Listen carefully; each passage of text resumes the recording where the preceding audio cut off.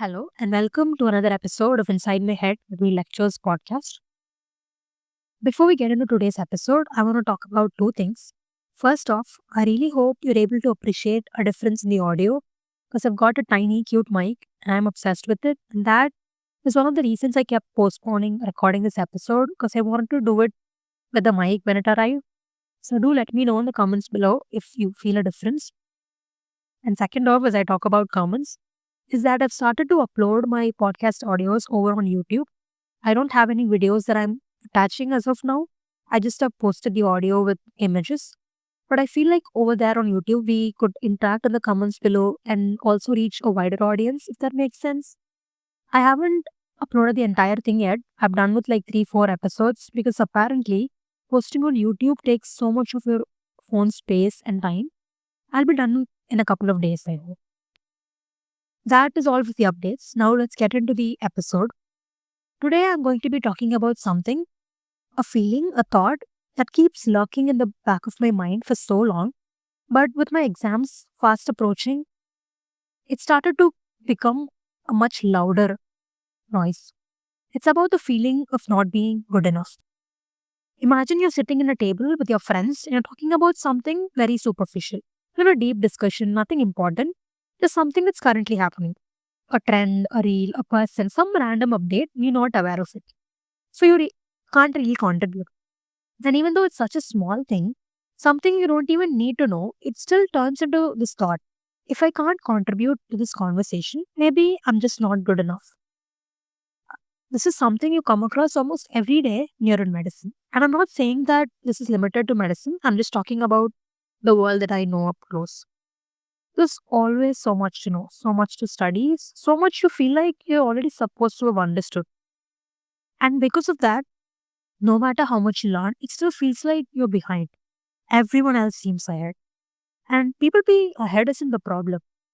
It becomes a problem when we start comparing our progress to them. When comparison turns into judgment. When being behind starts becoming being less. And this feeling doesn't just stay limited to academics or conversation. It spreads everywhere. Suddenly it becomes, I'm not good enough for this friendship or this relationship. I'm not good enough for this degree, or I don't deserve this family or this opportunity. It's like I put limits on myself even before life gets the chance to. And we've talked a lot about people pleasing and blaming ourselves. But why do we do that? Why do we assume that when someone leaves or something goes wrong, it must be our fault? Because somewhere deep down, we already believe that we aren't good enough. So if something ends, we tell ourselves, maybe I didn't deserve it anyway. I use that sentence to hide a lot of pain.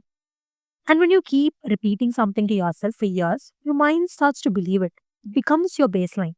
Once that mindset settles in, it leaks into pretty much everything you do. I used to constantly put myself down in conversations. I used self deprecating humor like it was a personality trait. Almost like I was handing people a list of my flaws and saying, here, insult me before you even get the chance. That mindset made me doubt every single decision, even the smallest ones. If you ask me to choose between any two options, I'd freeze. It feels like there's a right answer I'm supposed to know. If I pick the wrong one, I'll embarrass myself and be judged. But when I'm alone, I eventually decide because no one's watching. That's when I realized I have this humongous fear of being perceived. If someone looks at me, I assume they're judging me. I assume they have something bad to say or that I'm doing something wrong. You know those reels when people are walking and the moment they realize someone is watching, they forget how to walk. Or when you're eating and someone glances your way and suddenly you're wondering if you're chewing loud. It sounds pretty silly, but these thoughts really do run through our minds every day. It's like even happiness has started to feel very suspicious. I stopped showing excitement about things I genuinely loved because I was scared it would look cringe, childish, and I've stopped sharing good news and celebrating small wins. It felt like I was living for this imaginary audience. And honestly, I don't even know who they are anymore. And I really have to talk about one of the biggest reasons for this whole identity crisis. It is the fact that we all are chronically online. The moment we wake up, even before our eyes are open, we're already looking at other people's lives, their mornings, their productivity, their bodies, their friendship.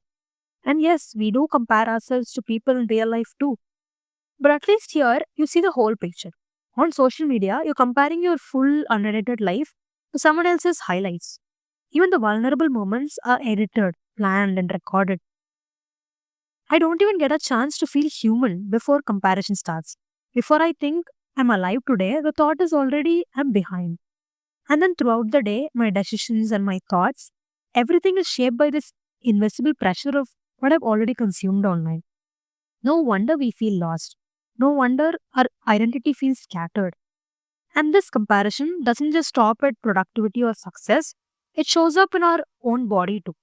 I've seen this up so clearly in my friends and in myself too. So many of us are struggling with body image issues in ways we don't even know how to name. We look at what other people eat, how they work out, how their bodies look in different clothes, in different angles, in different lighting, and without even realizing it, we start comparing our bodies, not just aesthetically, but morally. As if having a certain body means you're more disciplined, more attractive, more worthy of being taken seriously. Like your body needs to be a certain way for your opinion to matter.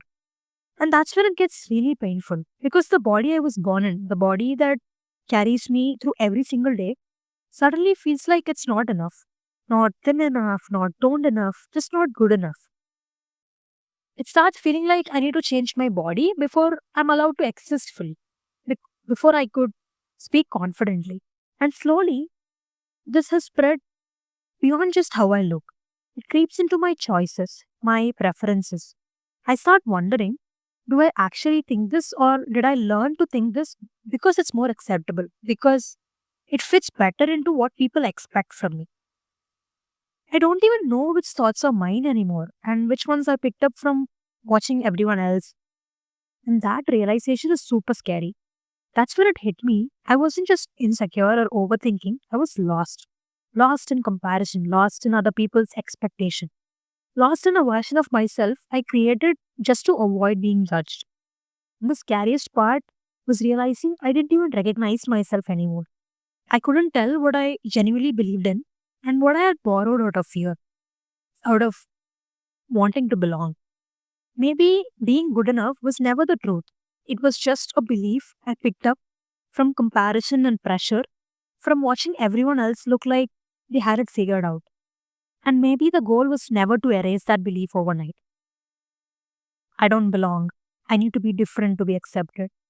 Instead of fighting it, just recognizing it for what it is. It's a learned voice, it's not a fact. Maybe healing is choosing to come back to yourself again and again, even when it feels unfamiliar. To trust your body not as something to fix, but as something that has carried you through every version of your life so far. To trust your thoughts even when they are messy, even when they don't sound confident. Because you don't need a different body to have a valid opinion. You don't need to know everything to deserve a seat at the table. You don't need to be perfect to take up space. You already are. And maybe the most radical thing we can do in a world that constantly asks us to measure ourselves is to stop turning our existence into a whole performance. To let ourselves be seen, not as impressive or put together, just real. So if you've been carrying this quiet fear of not being good enough, this is your sign.